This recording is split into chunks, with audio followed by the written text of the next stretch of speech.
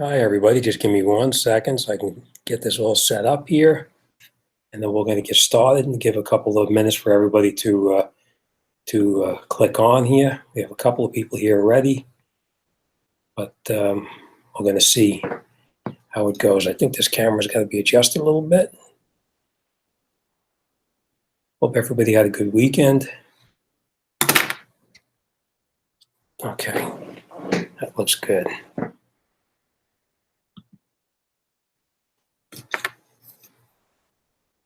Okay. I think we're just about ready. I hope the camera looks better that way. Let's just see. Hayward Automotive. Hey, how you doing? How are you today? John, welcome aboard. Okay, we got a couple of people clicking on now. Oceanport. Hey, gents. Welcome to the show. All right. Jim, what can we fans say about you outside? You're the best mechanic and storyteller. That's what happens when you've been in the business so long. When you're in the business as long as me, you have lots of stories to tell. The only problem is you start to forget about them until you start talking, and then they pop up. Like the one we talked about last week, it was we were talking about the race cars and the Barracuda and the Plymouth Fury that the guy I used to work for had, and I was going to tell you a story about something that happened to me and my father. Actually, my dad and myself were on our way up to Quincy Bay, Massachusetts, and something happened along the way. But I'm going to wait for a couple of people to click in, and then we're gonna start talking about it. In the meantime, let's see what we have over here. All right, here we go.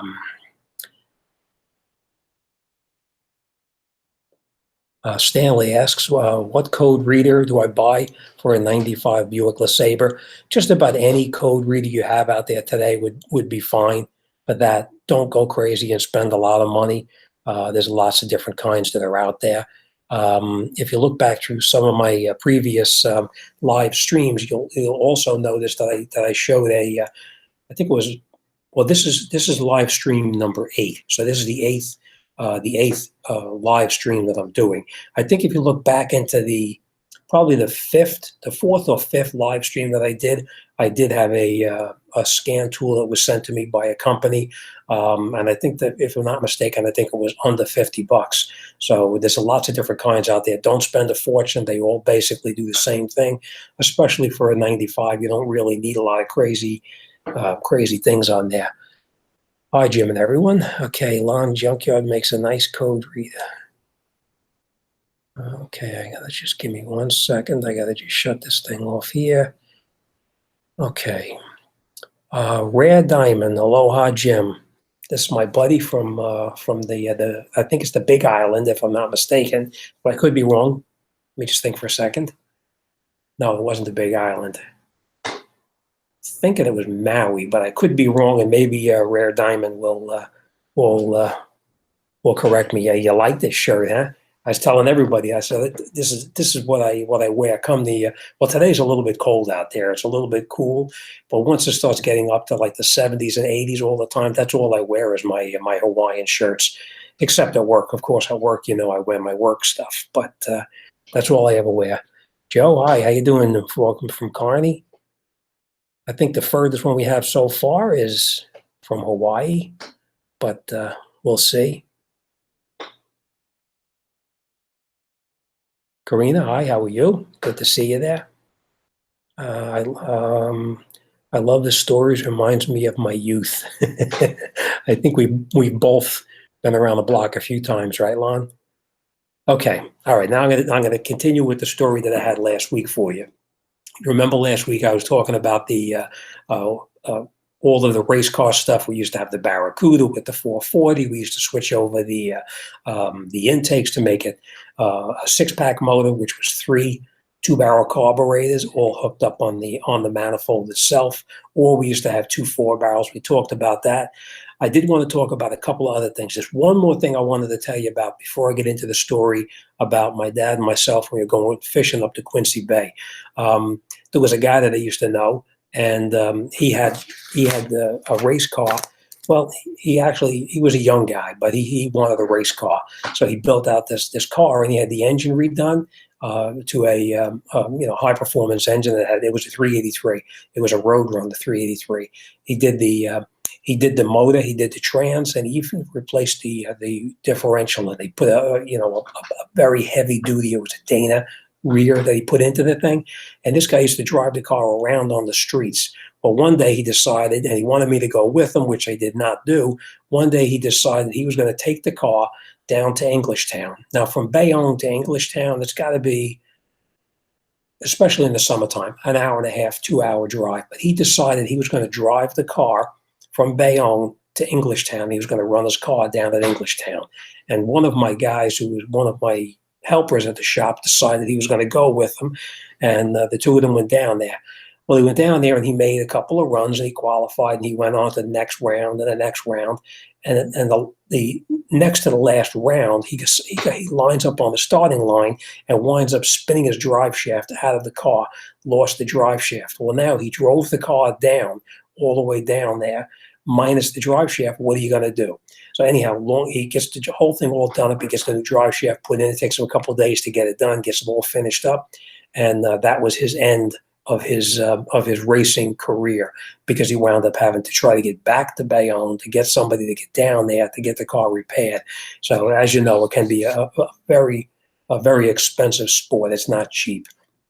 We are going to get back to some of the comments on the side over here, but before we do that, I want to tell you one more racing story, and then we're going to be done with the racing stories for now. Unless anybody else wants to talk about something like that, then you just send me an email and we'll talk about it. But this is what happened to me. From Bayonne or Jersey City to Quincy Bay, it's a long drive. It's not a 2 or 3 hour drive. You're looking at about 5 or 6 hours to get there.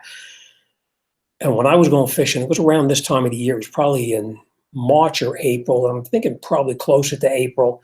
But we were going up to Quincy Bay. We had a boat that we had rented up there, and we were going to go out into Quincy Bay because Quincy Bay supposedly used to have flounder. They used to call the flounder up there. I mean, they weren't the 12 or 18 or 16 inches that you catch down here. They call them up there. They call them doormats. That's how big they were. So I decided that I was going to do that. We decided to go up there, and my dad and myself, we get in my car, my Gran Torino, and we head up there.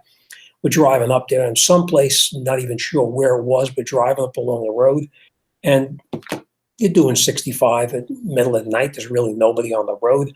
All of a sudden, from the on-ramp, pulls up about maybe 10 cars. They come flying up the on-ramp, straight across the highway, and they all line up next to each other. And they're all going at the speed limit. All of a sudden, all of them start to slow down and slow down and slow down until all of a sudden it comes to a complete stop. And I'm thinking, what the heck is this? Why are you stopping the traffic on the highway? And with that, from the next on-ramp came these two cars that were going to race up there. So basically what they did, they sent up a bunch of cars to block off the highway to stop the people from traveling on the highway so they could do their run. And that was my story about what happened when I was on my way up to Quincy Bay to go fishing. They blocked off the road, and these cars came up. They sounded really good, and they took off like a bat out of where, and disappeared off into the night. And it was like going back into like the 1960s, 60s or early 70s when I used to work in a gas station. That's all the guys used to talk about was the racing and the street racing that they did and everything. But that's what happened on my way up to Quincy Bay. All right, so let's see what anybody has to say over here.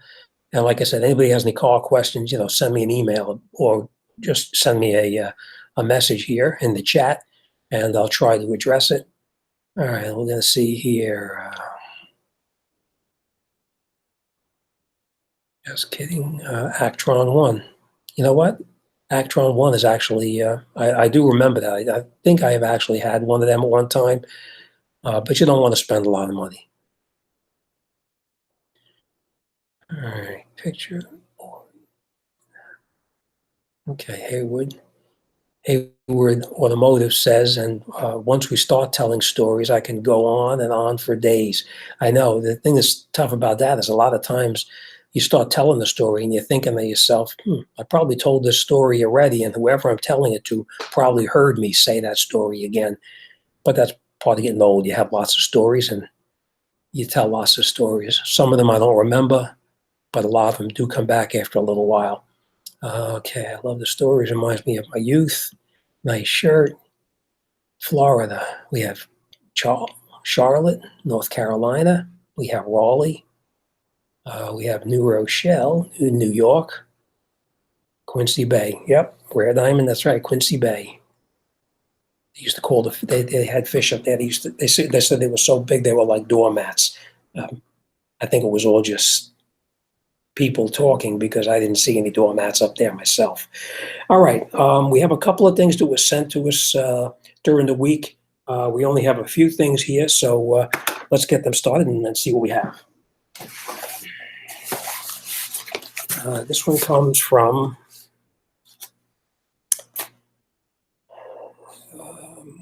Global USA. So let's see what we have here. As you can guess, it was sent to us by Amazon.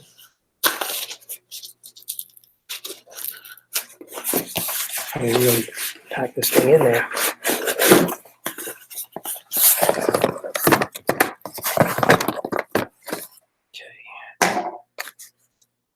Okay, we have actually a bunch of stuff here. Okay, they look like duplicates. There's two of each of these. They look like a, oh, wait a minute, I'm seeing here. Android and Windows. So I guess these are, let me just take a look here again. It's sent to me by, okay, Globe Mail. It's an OBD wireless scanner, code reader. So, and actually there's another one that's a Bluetooth, actually. So one is for Bluetooth and the other is for wireless OBD for 5. So let's see what we got here. I had one of these a couple of weeks ago that one company had sent me. This one is a little bit smaller.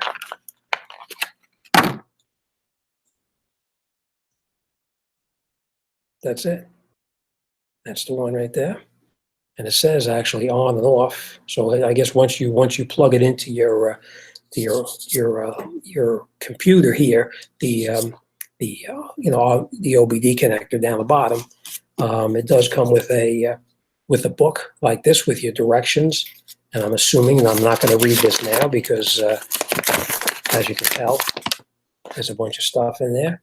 Of course, I'm going to have to find the English version to see what it is. But anyhow, it looks like it's a code reader. So that's what it looks like. One is, like I said, it was for, one of them is for Bluetooth, and the other is for just a wireless code reader. So, all right, I do have 4 of these. I don't really have a use for them. I will in the future try to come up with some plan so that I can actually do a giveaway on these items because I don't want to step on any toes and do something wrong. I know there's certain ways that you're allowed to do giveaways and certain ways you're not allowed to do giveaways. So I just want to make sure that we do it correctly. And you're right. Steve says that, geez, it's tiny, and it's true. I've never seen one that small before, but be curious to see if it works. So I will in the future have some kind of a giveaway where I'm going to give that away. All right, this is the next one. All right, this box is fairly large, so let's open this up. See what we got in here. Let me get my trusty box opener.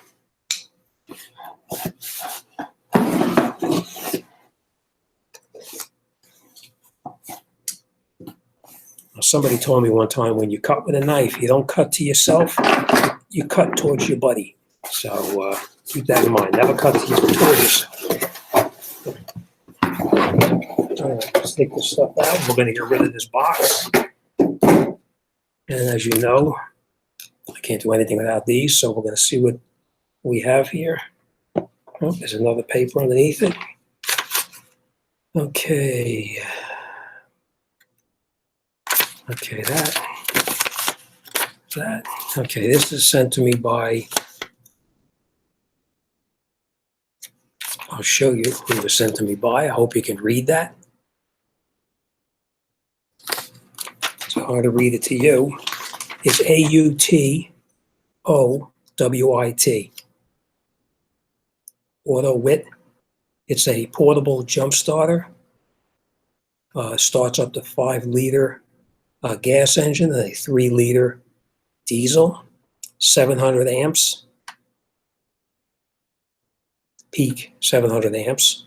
And 600 is standard. Now the only thing, this they did tell me something was different about this jump start than most other jump starts, which is why I let them send it to me, because truthfully, I get so many of these jump start boxes and light bulbs and code readers. I don't even know what to do with them all. But this one, actually, I was curious about this one. This one, they tell me, and I'm going to read it just to make sure. You know what? Let me just open it up just to make sure I didn't misunderstand what they were saying, because as you know, a lot of times things get lost in the translation because you are dealing with a company overseas. So let me just make sure that this is what they said it was. But the way I understood it was that a normal jump start pack, you need to, and you know what? I will put a link on the bottom of the video for both the code reader and also for this piece, this jump start box here as well. But what they were telling me is that this one here, this one, you don't have to have the jump start unit charged. If your jump start unit is not charged, supposedly, and unless I made a mistake and didn't understand what they were saying in the email to me, sorry about the noise, I'm going to get rid of this. But what they were telling me is that this piece right here, that if the battery voltage is very low, and obviously if you're going to be jump starting your car, the voltage is going to be low. From what they were saying is that you can take this jump start box, put it on the vehicle, and it actually takes the voltage from the dead battery, and it actually uses that voltage to charge the unit up to give it enough power to start the car. You're right. To me, it didn't make any sense. That's why I had them send it to me, because I want to try it and read through this myself.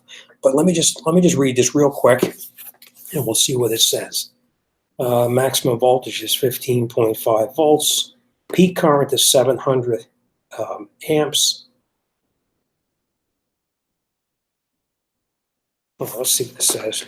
Let's take a look at it and see what we got.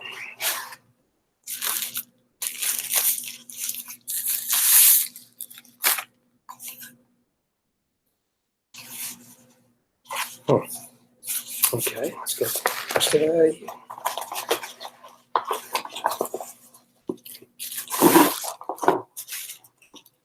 I got a bunch of stuff in this box here.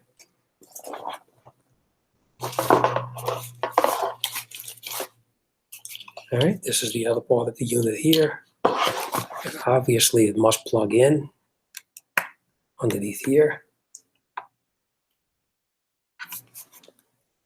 Right in here. So I'm assuming that if you're gonna plug it in here, and I hope I'm in the picture. You know what? Let me just go back for 1 second.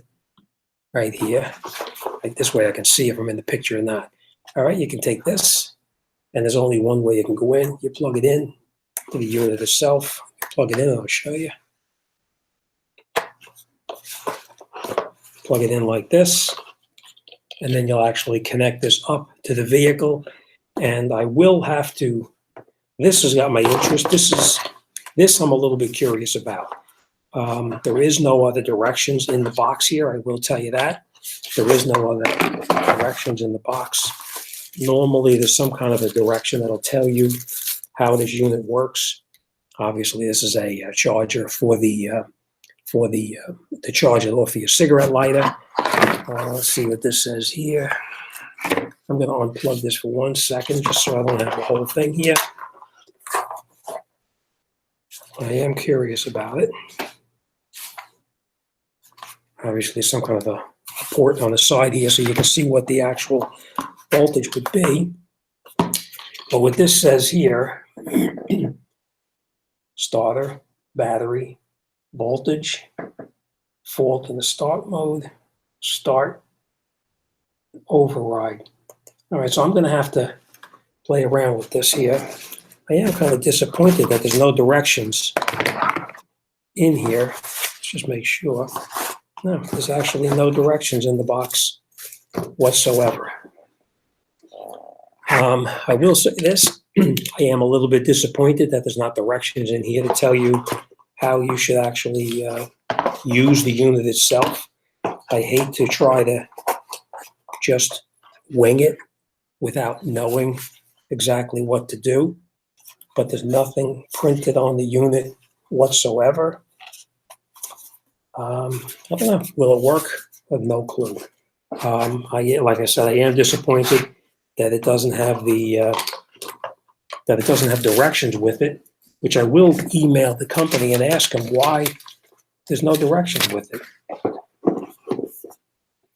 Okay, it says here, super capacity technology, ultra safe, convenient, fast, long lifespan, multi-adapter, reliable, portable.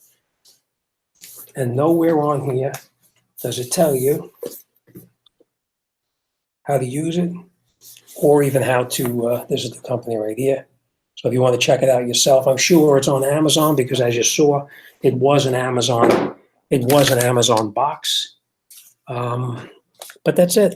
I wish there was directions in there that I could actually, I wish there was directions in the box so I could actually go and go through this together with you and see how it works. But unfortunately, there is no directions. So, I'm a little bit disappointed about that. All right, let's see what we have going on over here. Okay. That's right, John. That's right. Towards your buddy, not your body. That was about that knife. When you're cutting, you don't cut towards yourself. Cut towards your buddy, not towards your body. Enjoy the shop talk. Francisco, thank you. Bill A., Mr. Rogers. I think I saw something last week that you sent me something saying the Mr. Rogers of YouTube. I don't know if that's a compliment or not, but to me it is. Thank you. Steve Robb, hey buddy, how you doing there? Oh, you're not late. You're actually right on time. It's perfect. We're just killing some time here. Hope everything is well with you. Hope you're doing good. It's a beautiful day in the neighborhood. You're right, Bill. Oh, Steve, you know Bill, I guess, huh? Tom, hi, how you doing there? Okay, Connecticut. Okay. Hey, Jim, tell Stanley Jacob what code scanner worked on a 95. You could buy just about any of them. The 95, I don't think the 95 had the OBD connector that you're normally used to. I think that the ones for the 95, I think it had an older style plug on it. It does not. I don't believe, and I could be wrong. I'd have to do some research to find out for sure. But that one does not have. I don't think that it has this type here. I'm not really sure. If you have this type of a plug underneath the dashboard and you can plug into any one of the code readers, then, by all means, you can buy any one. If you don't, it may be the older GM style. And if it is, the plug itself is a little bit different, but it's a 95. I don't really recall. I haven't seen a 95 in quite some time, so I'm not 100% sure. Bill, thank you. Thank you very much, Bill. I appreciate it. There's Bill, and you know yourself, you get some people on here that they say something and it's meant, I take it as a compliment, and then later on they follow it up with something derogatory. So thank you for the comment. I appreciate that. Okay, how many years have you been working on cars? Asks Samuel Coleman. I've been working for myself for 42, almost 43 years. Before that, I worked for a guy. I'll start when I first started. I was still in high school, and I worked for a guy pumping gas in his gas station, and he started teaching me mechanics because he needed stuff to be done at night, and I was very anxious to learn how to fix cars. So what he would do is, if they had a big engine job to tear apart, he would leave it for me to tear it apart that night, get it apart, pump gas, and take the car apart, and I get extra money on Friday for tearing the jobs down. He would put them back together, but I would tear them apart. So to answer your question, I worked for this guy for a couple of years. I'm thinking I worked for him for probably 2 years, something like that. I got out of high school and I went to a Shell station to work in a Shell station. And I lasted there for about a year. And at that point, I worked for a guy, and the guy was the most incompetent person I've ever met in my life. And yet he was making a living fixing cars, and he was robbing people blind. So I decided that if this guy could do it, there's no reason why I couldn't do it. So that's when I went out and I bought a gas station, and that was in 1976, I believe it was, and bought a gas station. So from 1976 till present day, which is about 42, 43 years. So altogether, probably about 45 years to make a number for the amount of time I've been working on cars. So a long time. Samuel X says, any education involved? Yes, there's actually a lot. As you know, in this type of business, you'll get a car that's made today, and you'll work on that particular car. 6 months down the road, they're going to change a lot of the stuff in it, so everything is going to change. So you have to stay current. You have to go to classes. You have to learn all of the technology as it changes along the way. So very important is education. There's lots of different seminars you can go to, and of course, your equipment nowadays is real important. And John says, if I can do it, you can do it. That's right. That sounds like Arago to me. And that's true. Anybody can, mostly anything that you see on my channel, mostly anybody can do it if they have the proper tools, and that's the key, having the proper tools. So, all right, we'll get back to this in a little bit, but I did have a couple of people that sent me a couple of questions during the week, and I wanted to talk about a couple of things there. And then I had somebody actually send me it was actually a personal message, and they asked me, when I'm not working on cars, what do I do for fun? So we're going to talk about that once we have a couple of car questions. Is what do I do other than fix cars? Okay, this one comes from Daniel, and he says, this was actually a couple of days ago. He says, Jim, I rebuilt my engine in my 97 Camry. I replaced the water pump, timing belt, thermostat, and radiator. When I drive the car, the upper hose gets really hard, as if there's air in the system. I let it idle for 30 minutes. Any idea how to fix the problem? A couple of things you want to know, Daniel, is maybe you can respond back to me if you're watching tonight. Hopefully you are. Now, I know you said you rebuilt the engine. When you rebuilt the engine, did you send the head out to a machine shop to be machined? And what exactly did you do to rebuild the engine? Did the whole engine go out to be machined, or did the head go out to be machined, or did you get a replacement head, or a couple of details? But I want to ask one of the things I want to ask you. When you start the car up, and you said you had to run it for 30 minutes. When you start the car, obviously you'll squeeze the upper radiator hose, and the radiator hose itself, you could feel the water inside of it, and you could feel the squeezing of the hose. But when you start the car up, does the hose right away become rock hard? Like when you start the car and you hold the hose, can you feel it building pressure in your hand? Because if it is building pressure instantly in your hand, there's going to be something going on with the head gasket, or you're losing some of the compression into the cooling jacket, which is causing that radiator hose to become rock hard. That could be one thing. if it pressurizes instantly when you first start it, because when a head gasket starts to go, that's usually the first sign. You'll grab the radiator hose, start the car up, and as you're holding the hose, you can feel it expanding in your hands. Within like a minute, it starts to expand.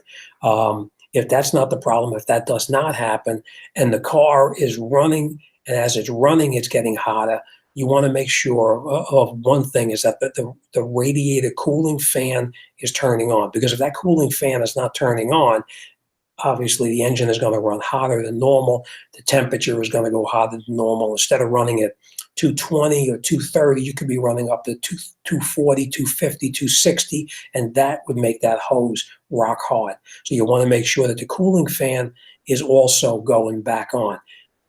If the cooling fan is not coming on, that's definitely a problem. So I hope you're watching, Daniel. If you are, just send me a message here in the chat, and I can answer the question, once I know a little bit more detail. Pretty much how long does it take to pressurize? Is it instantly, or is it something that takes 20, 30 minutes for that to happen? Okay, next one is Irvando Camacho 2 asks, a great video, Jim. You don't have to reprogram after replacing it. Thank you and cheers. I could be wrong. I did look at this a couple of days ago. I don't remember exactly. I think that what they're talking about, I think it was the tire pressure sensors, and I believe it was on the Chevy, the Silverado.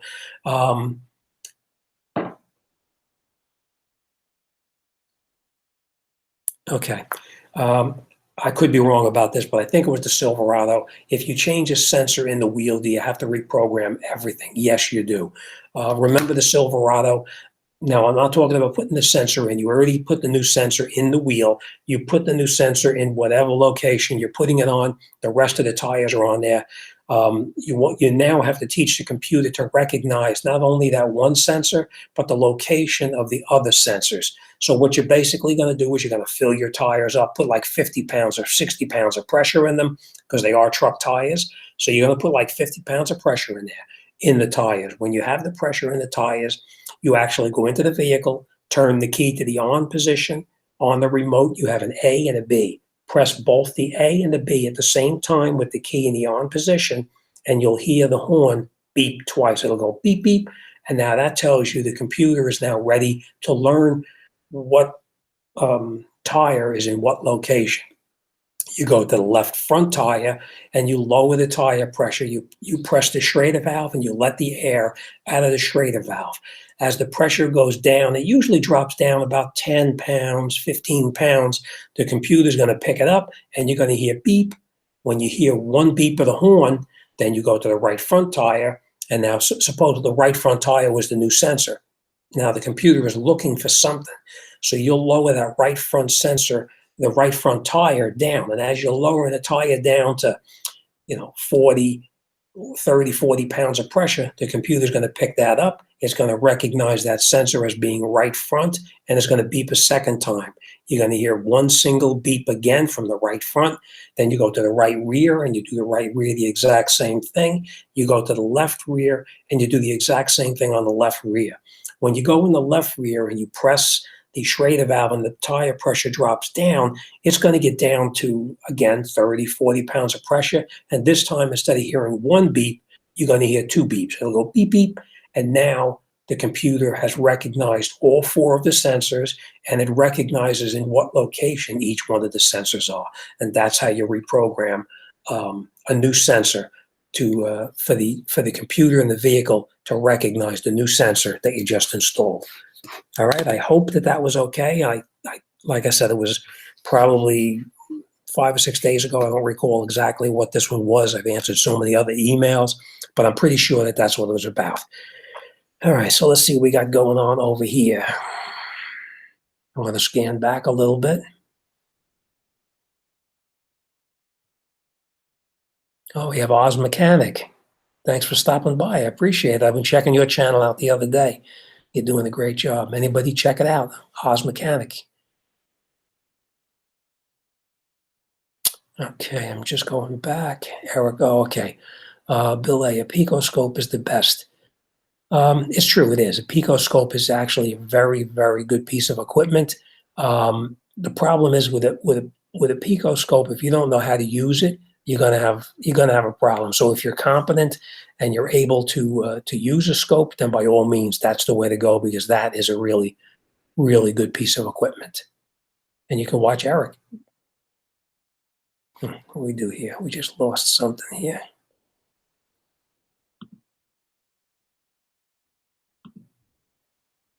Okay, you're gonna have to bear with me for 1 second because I just lost.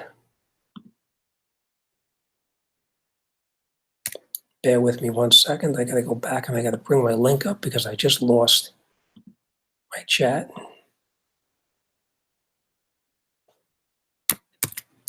Looks like I know what I'm doing, doesn't it?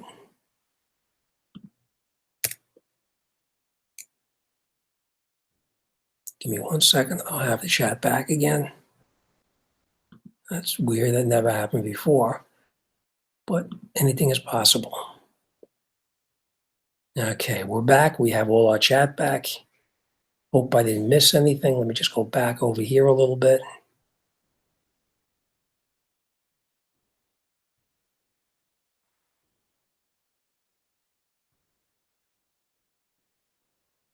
Okay, Bill A, I'm an HVAC engineer with cars. May have me in a side business, okay. Hobby, okay, I got it now. Okay, all right.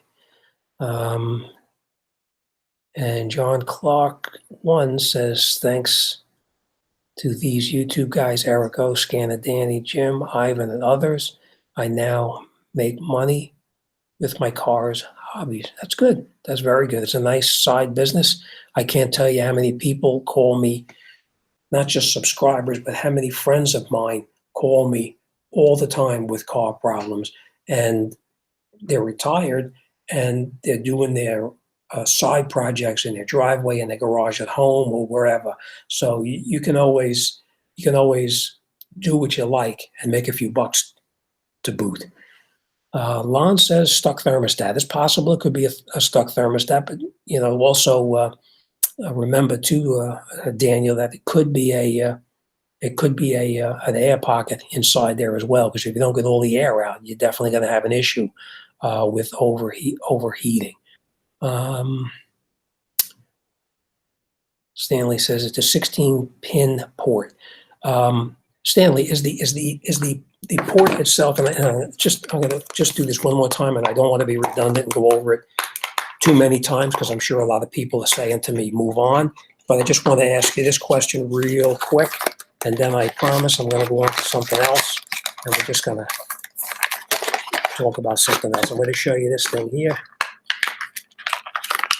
Now, this one here, I'm going to go back so I can see if I'm getting a good picture for you. Okay, you see this right here? I'm going to zoom in on it. You see how this here is tapered on the side? You see how it goes down a little bit of an angle? It's not perfectly straight. When you look at the pins on your other one, these side pieces right here, they're not angled like that.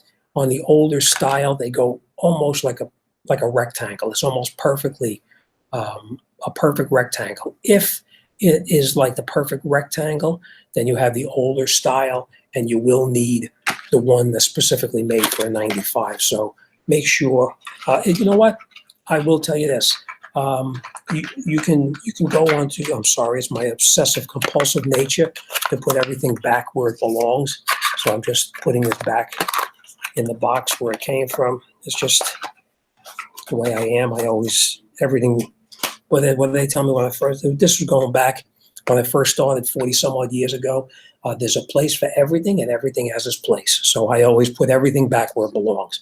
But Stanley, I will say this: take a picture of the connector, the computer connector on your car, and send it to me. You can take from your phone and send it to my email on the YouTube. I'll take a look at it. I promise you, I will tell you if it's the older style or if it's the new style. Being that it's a 16-pin port, I'm thinking it's the older style, but I could be wrong. And Lon says that Actron makes a scanner with adapters for older vehicles. So Lon probably knows what he's talking about because I think Lon's been around a long time as well. But like I said, though, Stanley, if you want, send me a picture of it, and I'll tell you definitely what it is. It's a 96 OBD2, okay? Autel and Launch come with the adapters. Okay, well, I know the Autel probably does come with the adapters as well, but I'm not positive which one you have in there. All right, then we have, I believe, a 95. The newer has the OBD16. Okay. Okay, let's see here. Oop, sorry, I just scrolled right past everything.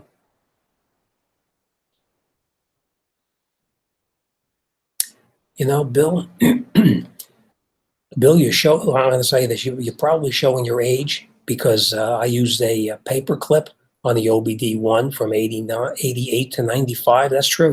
Back in those days, and don't ever try this today. Back in those days, you used to take a paper clip or a piece of wire, you just go under the dashboard and you jumped out. I think it was the terminal all the way to the left and the terminal all the way to the right, and you jumped those two out. It would actually flash codes up on the dashboard. Don't try that today on the newer cars because you'll fry something for sure. But yeah, I remember those days. You used to go in there with a paper clip and you could get the codes out of it like that. They were also very primitive with the codes and everything that they gave you. You didn't get a heck of a lot of information. Bill A says, "Yep, Picoscope. I'm a home mechanic and love it. Still no expert, but I'm using the Vantage Pro, which is a very good piece of equipment too. But not the Pico beats it by far. You're right. The Pico actually is one of the ways to go for everything." Ed says, "Do you know if you change brake pads without changing brake rotors or resurface them, what will happen?" Depending, Ed. First, let me just say this: rotors today, Ed, are very, very cheap. They're really not that expensive like they used to be years ago. And I understand sometimes money is a little tight, so you have to do what you have to do to get the car back on the road. But if you look at the rotor itself and the rotor has grooves cut in the rotor, you really should change it because it's definitely going to give you a problem.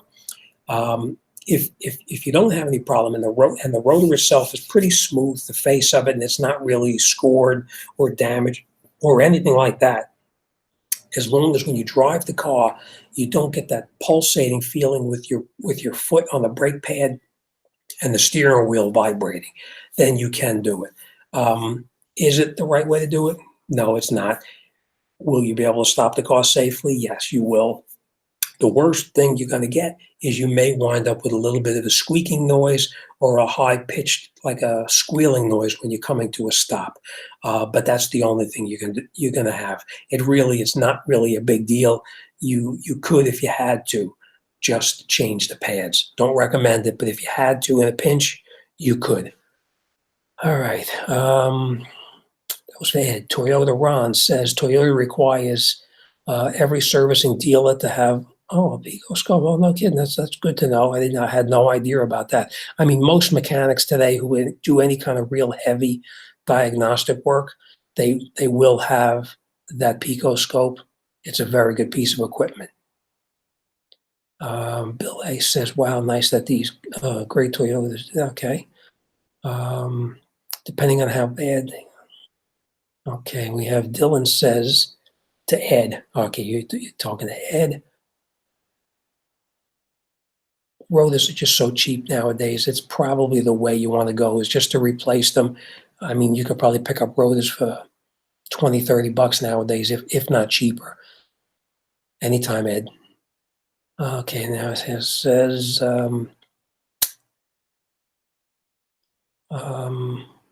I have a 2000, this is from Jim Bob. Have a 2005 Tacoma, the Gen 2 Tacoma. Have the bad frame rust issue. Has bad frame rust. Mine's okay so far. Any recommendations for frame treatment to keep the rust away?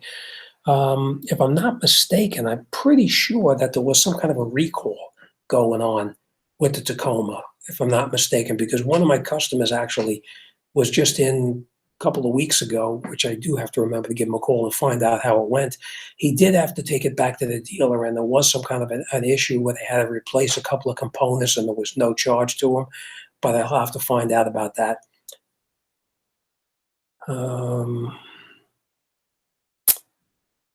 Okay, Super Joe 70. I used to use a key from OTC to check the OBD1 back in the day. That's true, back in the day. Lots of things were easier back then. The only thing I will say is that back then when the computerized systems first came out, it was extremely difficult to diagnose a car, even when you were able to get into it to look at it, because a lot of times we would come up with a failure code, but you could get the failure code, but you didn't have, like an oxygen sensor. An O2 sensor switch is rich and lean. So you'll see like a wave pattern so you can see what's going on. But there's lots of different factors that can cause that. Is there a vacuum leak? Is there a dumping fuel? There's lots of different things. So back then you could get the information easier, but sometimes it wasn't as accurate as it is today. Today it's much more accurate than it was back in the day. All right, let's get back to a couple of questions I have here, and then we're going to go back over here. Still waiting to see if Daniel gets back to me about that 97 Toyota. Okay, and this is Bradley and Emily. I replaced both my front and back brakes, but still have a squeaking noise. Any idea? There's a couple of things that can be. I'm assuming that you changed the brake pads and the brake rotors, because if you change just the brake pads, you're going to get that squeak, and there's really not much you can do to get rid of it, because when you have a new brake pad wearing into a rotor that already has the glaze on it, that will give you the squeaking noise. If that's not the case, if you change the brake pads and you also change the rotors and you're still getting a squeaking noise, what I would do is I would take a look. Most likely you change the hardware, because most brake pads today, or good quality brake pads, come with the hardware. My question would be, did you change the hardware? And make sure that the hardware is not touching. As you know, the hardware fits over the knuckle itself or over the mounting bracket, and then the rotor has to rotate through like this. So you'll need to have clearance on this side and on this side of the rotor. If this is rotating past there and this is the wrong clip, that clip could be touching into the back of the rotor, and that will give you a squealing noise. So a couple of things you want to check. Is the brake hardware kit touching into the rotor? And the next thing you want to check is to make sure that the hardware kit is pushed into the mounting bracket all the way. Because if the hardware kit is not pushed in all the way, it's going to come in contact with the top, not the sides of not this part of the rotor here and here. It's going to touch the top part of the rotor as it rotates past there. It'll rub against it and give you a squealing noise there too. So that's what you want to check. Hardware kit where it comes in contact with the rotor. Take the caliper off, and then look in where the brake pad and the mounting clip fit into, and make sure that that's not touching into anything, because that could be an issue. I've seen that many, many times, more so on Kias and Hyundais.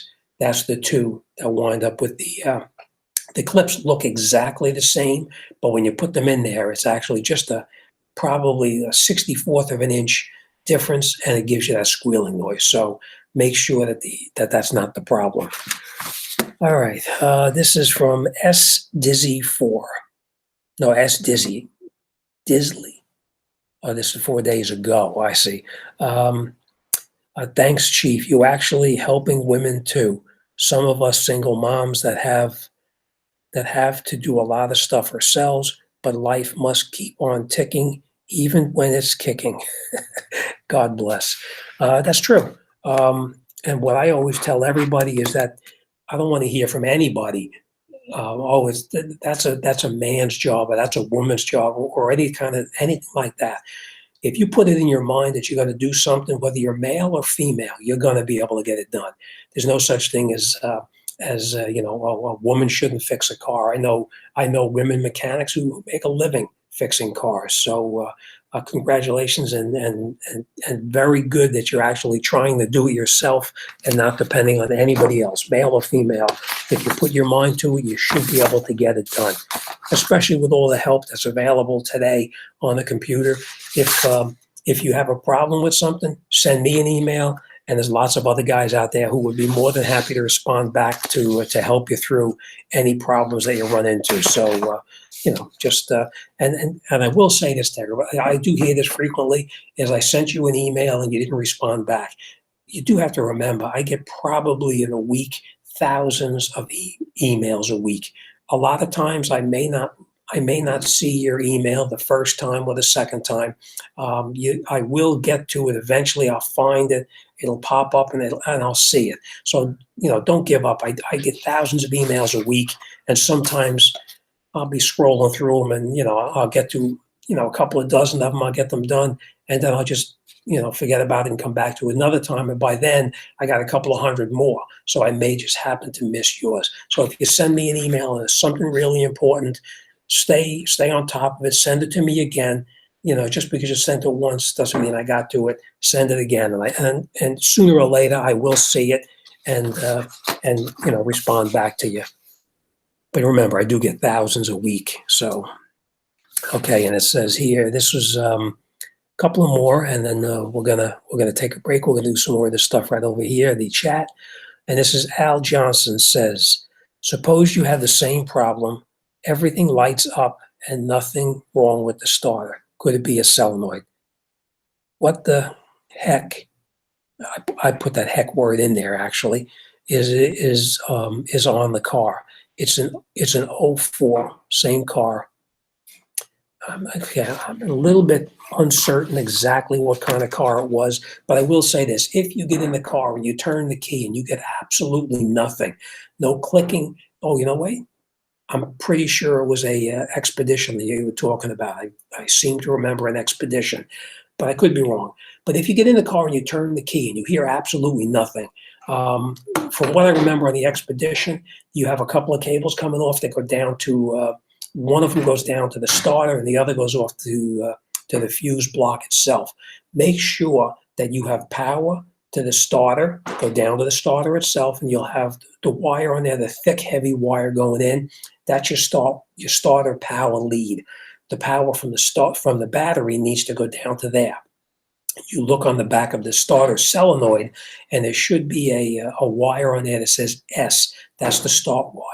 When you get in the car and you turn the key, that wire should energize and you should have power there. So you need to have power to the starter main lead. And when you try to start the vehicle, the start wire should have power when you're turning the key to start it. As you turn it to start it, you should have power. And last but not least, make sure that you have a ground on the starter itself, because if you have a bad ground someplace, that can cause that as well. If you have to the starter, you have a ground on the starter, and you also have power on the main lead, and when you turn the key, you have power to the start wire, and it doesn't start, your starter's no good. You need to replace the starter. I will tell you this, if you have an assistant get in the vehicle and turn the key as if they're trying to start it, go underneath by the starter, take a hammer, and while they're trying to start it, and make sure your hands are nowhere near anything that's going to turn. Bang the starter fairly hard with the hammer and see if you can get it to rotate. If the engine then rotates, you know your starter's no good and you'll need to change it. Next thing I want to tell you is on that particular starter itself, when you look at the starter, you'll have all your power lead coming in and your start wire coming in. You'll also see a little tiny wire about that long that goes from the back of the starter up to the solenoid. Check that wire, because I've seen it more than once where that little wire rots off inside there and you'll lose power. So you may have power coming into it and you'll also have ground coming into it and you'll have power to the start wire, but that little jumper wire there is broken and is not bringing power into the starter. So the starter is shot and you need to replace it. All right, I hope that helps you out. All right, let's get back over here. You know what? We're going to talk about something else. Somebody had sent me a personal email during the week, and they asked me, what do I do for fun? Do I have a race car? Do I have anything to do with cars when I'm not working? Truthfully, when I'm not working, I don't even want to think about a car. I'm working 12 hours a day doing car-related stuff. on my off time, I don't want to even talk about cars, let alone think about repairing cars. Me, what I like doing is this, the YouTube stuff. I do like doing YouTube because I meet a lot of nice people on here from all over the world. Um, I do a lot of I do a lot of camping. I do a lot of fishing. I used to do a lot of skiing, but I actually haven't skied in a couple of years now. So that's pretty much it. Anything outdoors, I like to do. We used to do a lot of softball, a lot of baseball, a lot of track and field, um, and camping. So that's what I used to do um, back for enjoyment. And now, especially this time of the year, it's actually getting into well, summer is coming. As you know, it's fairly warm out there. Today was probably 65 degrees out there. So the summer is coming. It's getting much warmer, and I will be planting my garden outside. I grow tomatoes, I grow cucumbers, and I even have grapevines out there. So I do a lot of gardening as well, which I'm getting ready to do. Probably within the next couple of weeks, getting ready to do something with the gardening. So, all right, so that's what I do in my off time. All right, I'm going to go back here a little bit because I missed a lot of stuff here. I'm just going to go back a little bit. If you bear with me, I'm going to head back so I can see what I missed. Okay, here we go. Right, I'm not sure exactly where I left off, but um, baby's mama says, I have a brake light switch problem with my 2001 Hyundai Sonata. Until a few minutes ago, I had to substitute pennies for the contact grommets. How do I order one? I don't quite understand that exactly, but if you had to put a penny in there to make a contact, get that penny out of there, because if you put a penny in there, it's going to defeat the purpose of having any kind of fuses in there. Never put a penny in there, never connect any kind of foil or any kind of jumper wires or anything. You could start an electrical fire. If you have a problem with the switch, you definitely want to order a new switch. How do you order one? It's very simple. Just like you told me, here it's a 2001 Hyundai Sonata. You go to your local big box store or even your local parts store, tell them what you need, and they'll be able to get you the correct one for it. A light switch is actually a brake light switch is very cheap and very easy to put in. I believe I do have a video out there on it, so it may not be a 2001, but I'm pretty sure I do have one on there for a Sonata. And a brake light switch on that particular car is easy. From what I recall, basically you unplug the plug that's on it, you take the switch, you rotate it, take it out, put the new switch back in, rotate it, and put it back in. It's a fairly easy thing. Don't play around with pennies in there or anything else to try to get it to work. You're going to create a fire and you're going to wind up with a problem. I have a friend of mine that actually had that happen where somebody they didn't do it purposely. A dime had fallen in to a cluster on the dashboard. A dime fell into it, shorted it out, and fried the computers inside the system. So don't ever put anything like that in there. Get the right switch, and you'll see it's very, very simple. Okay, it's 2004 Hyundai. I'm 99% sure that I do have a video out there of replacing that switch. So check it out. You'll probably see one that I put out there.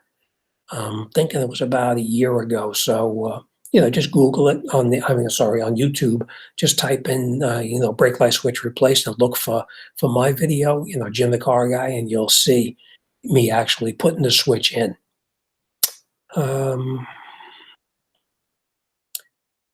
Okay, here we say it's 2004. Okay, Eric O. Has his pickup rust proofed. He even made a video. I'll check it out. You're right. I think he just recently did that, if I'm not mistaken.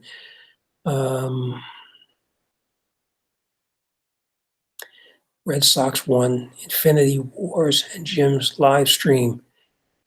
Good day. Thank you very much. I appreciate that. Thank you. I'm running out of stuff to talk about on here. So if you guys have any suggestions of what you want me to talk about, if you want me to continue doing the chat and answering the questions over here, I'd be more than happy to do that. If you like me to continue doing these, I can do this. If you like me to tell stories, I can tell stories some more. So whatever works for you, let me know, and we can just do that. Mario, the Spartan, hello there. I am new here. Well, welcome, Mario. Hope you subscribe. Let me see. Could be a seized caliper pin. Yep, it could be. Make sure that all the parts are free, because if it's not free, if you try to get the caliper, the rotor, you put the rotor back on and you try to put the caliper mounting bracket over the top of it and it doesn't fit properly, you're definitely going to have a problem with something staying applied. But you would have known that when you tried to push it back in, you'd have a hard time getting it back together.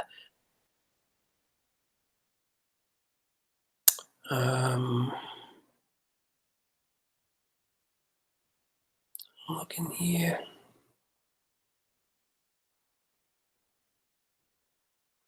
Just going to go back a little bit. I think I lost some stuff here.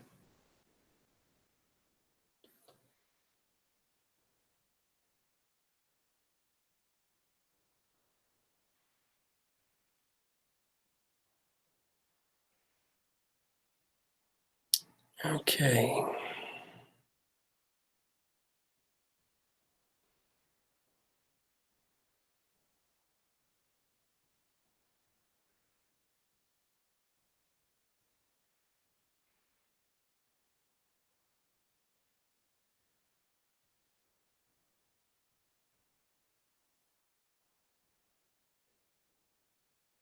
I'm looking here.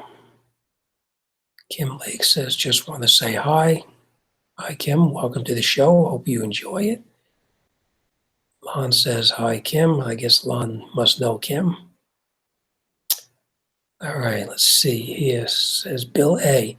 Bound to hear a repeat story these days from those that missed last week. You're right, Bill. Unfortunately, I start talking and sometimes I may tell the same story to somebody who's heard it already. So, all right, Jim, how often would you recommend changing transmission fluid?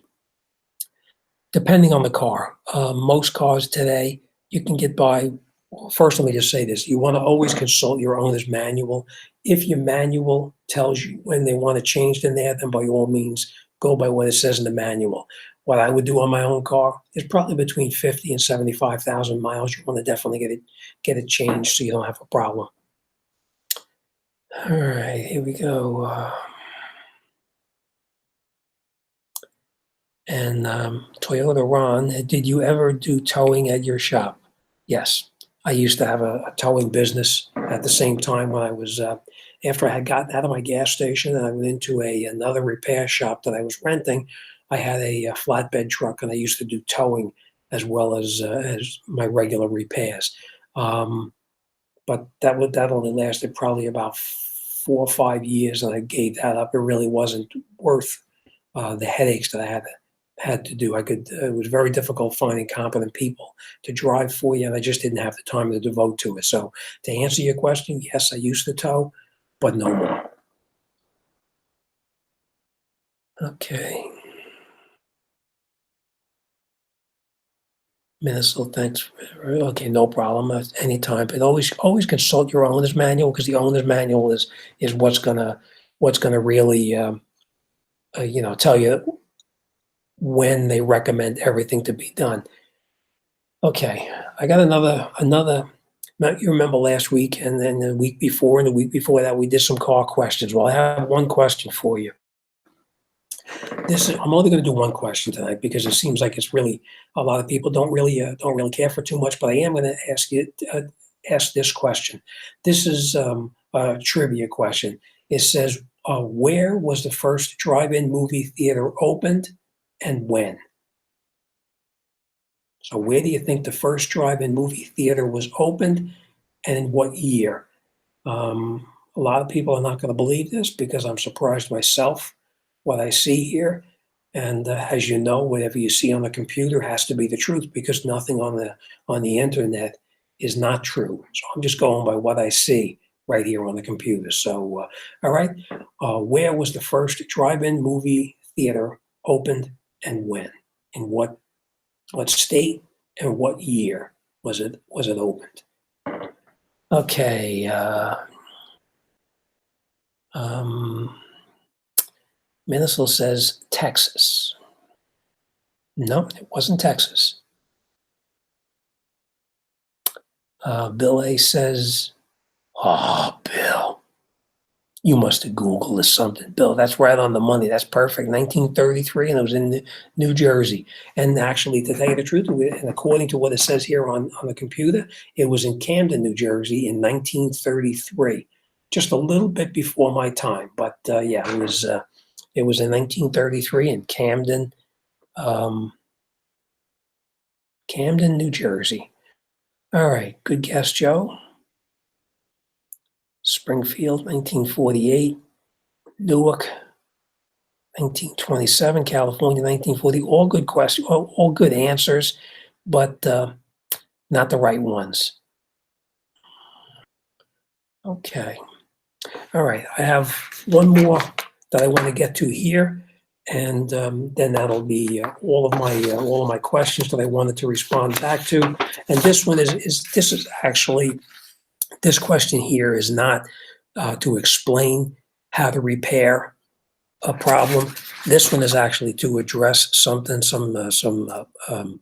I guess some criticism that somebody actually saw a video I did, and they questioned what I did in the video, and I'm going to read it to you. I'm not going to read any names, but this is what he said. Great video, but why would you not just replace the axle? Let me start again. Great video, but why would you not just replace the axle seal at the tranny while you were in there? It's a low-cost item that would prevent a return. And this is why I will not do something like that, because 99% of the people that come into my shop or any other shop, the first thing they say is that they want to try to keep the cost, and it's not everybody, but it's a good majority of the people come in and everybody wants to try to keep the cost down. If I tell somebody an axle has got to be replaced, and I'm going to tell you, I do remember this job here, and it was a Hyundai. And I also remember that Hyundai, that axle was not available. That axle had to come from the dealer. It wasn't available aftermarket. Nobody had it, and it had to come from the dealer. That axle cost me almost $600. That was my cost on the axle, which I did give it to the customer at my cost. But $600 for an axle, it's a lot of money. That's not counting the labor to put the axle in, and it's not counting the labor to do the alignment. So it's not a cheap job. So everybody that comes into the shop, or the good majority of the people that come into the shop, everybody wants to keep the cost down. Now, even though that seal, it's a low-cost item, that seal, if you want to do it correctly and you don't want to have a problem, you're going to have to get that seal from the dealer most likely, because a lot of times you'll pop a seal out, you'll go to put it in only to find out that the seal is the wrong seal, or you'll put the seal in and that supposed inexpensive seal is leaking, and you'll wind up doing the job again. In this particular case, the seal wasn't leaking, so there is no reason to go ahead and change it. Had I done that seal and replaced it, they would have been talking about probably, and I know I'm going to hear a lot of blowback from this one here, because people are going to say that's a ripoff, that's a lot of money or whatever. If I had to change that seal, it would have costed the customer some transmission fluid. It would have cost an additional half hour of labor, and it also would have cost the cost of the seal. So you're looking at probably costing another $50 to $75 extra. Everybody today wants to keep the cost down. Most people, their theory is if it's not broken, don't fix it.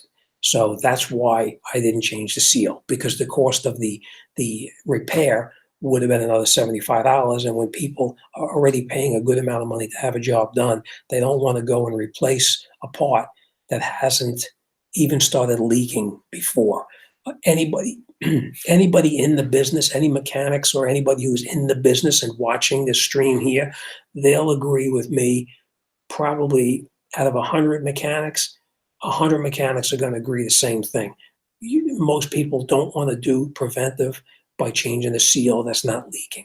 So that's just me. That's my opinion. And, I don't want to step on anybody's toes, but that's the way I do it.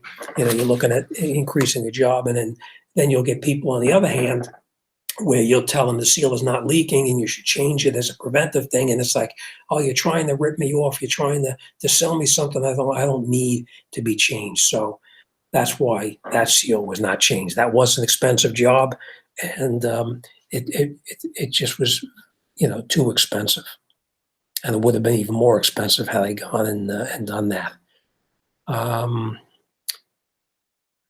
Okay, I think Mr. Twisted, 1970s. I look at the power probe. They have a tool for broken wires in the wiring harness. Works good. You're right. The power probe, that's a really good tool. You're not going to have any problem with that. William says, when I was a kid, Dad would take me to his job at a Shell station to pump gas and give out paid stamps for free drinking glasses on a fill up. Oh yeah, you're right. Yeah. Well, back in the day when I first started, I had my Exxon station back in 77 or 76, whenever I got into it. And the reason I say that is because it was December that I actually bought, December 1st. Back then, we used to actually give out all free giveaways. It used to be if you filled up your tank, you would get a calculator. All different things used to give out. They did do stamps back in the day. They used to give out pins, whether you were a Democrat or Republican. A Democrat or Republican. They used to give out little pins. There was always giveaway, glasses, dishes. There was always some kind of giveaway. And I remember the station that I had, it was an Exxon station, and they used to actually have a little silly gimmick where they used to give you a tiger's tail, or it was a gimmick like put a tiger in your tank. So there was always lots of giveaways back in those days. All right, but I think we're going to call it a night. So anybody has any questions, I'm going to look through this, and I'll try to respond to the questions that anybody has sent me during the chat that I actually missed. We will try to talk about anything on here, but if like I said, anybody has some ideas of what they want me to talk about, if you want me to keep the same format, doing the chat, answering the questions, showing the stuff that comes to me, I can do that. So let me know what you think, and we can go from there. All right, but let me just take a look over here, see what we got going on. I see it scrolling by pretty quick. Robinson Auto says, fantastic. I appreciate it. Thank you for stopping by. I remember the tiger tail hanging out the gas door. That's right, Eddie. You're showing your age now when you remember that, because that was back in the 70s. Right? That was a long time ago.